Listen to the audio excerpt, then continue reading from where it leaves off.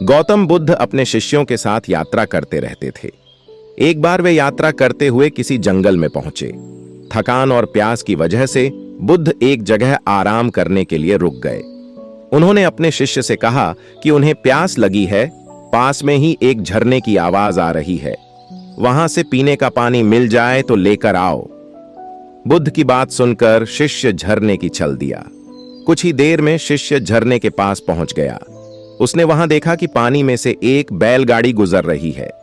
पहियों की वजह से पानी बहुत गंदा हो गया। नीचे की मिट्टी ऊपर दिखने लगी है। शिष्य गंदा पानी देखकर बुद्ध के पास लौट आया। शिष्य ने बुद्ध से कहा कि तथागत, पास ही में झरना तो है, लेकिन एक बैलगाड़ी वहां से गुजरी है, जिसकी की वजह से पानी बहुत गंदा हो गया है, पीने योग्य नहीं है। बुद्ध ने शिष्य से कहा कि कुछ देर बाद तुम फिर से जाना, इस बार तुम्हें पानी अच्छा मिल जाएगा। बुद्ध की बात मानकर कुछ देर बाद शिष्य फिर से झरने के पास पहुंच गया।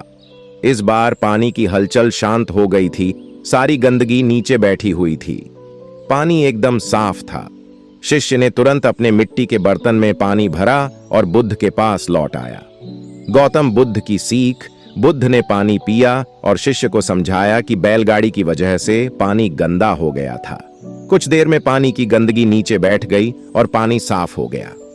जीवन में भी कई बार ऐसा ही होता है। जीवन में कई समस्याएं एक साथ आ जाती हैं, मन अशांत हो जाता है। ऐसी स्थिति में हमें कुछ समय धैर्य रखना चाहिए। धैर्य रखेंगे तो बड़ी बड़ी समस्याओं को दूर किया जा सकता है। विपरीत हालातों में मन को नियंत्रित करने के लिए धैर्य मदद करता है।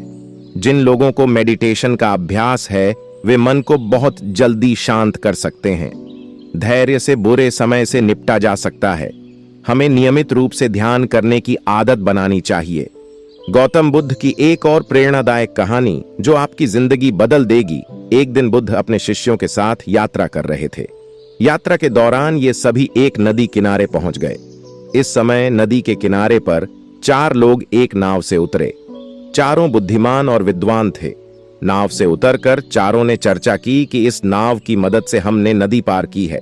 नाव ने हमारी मदद की है तो हम इसे कैसे छोड़ सकते हैं।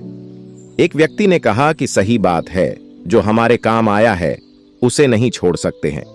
इसलिए अच्छा तो ये होगा कि हम नाव पर चढ़कर आए हैं, तो अब हमें नाव को धन्यवाद देने के लिए इसे सिर पर उठाकर आगे चलना चाहिए। चारों ने नाव को सिर पर उठा लिया और आगे बढ़ गए। रास्ते में कुछ लोगों ने उनसे ऐसा करने की वजह पूछी। नाव उठाए लोगों ने कहा कि हम नाव के लिए आभार व्यक्त कर रहे हैं। इस नाव ने हमें नदी पार करवाई है, इसलिए अब हम इसे सिर पर रख रहे हैं।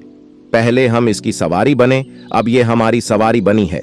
ये पूरी घटना बुद्ध और उनके शिष्य ध्यान से देख रहे थे।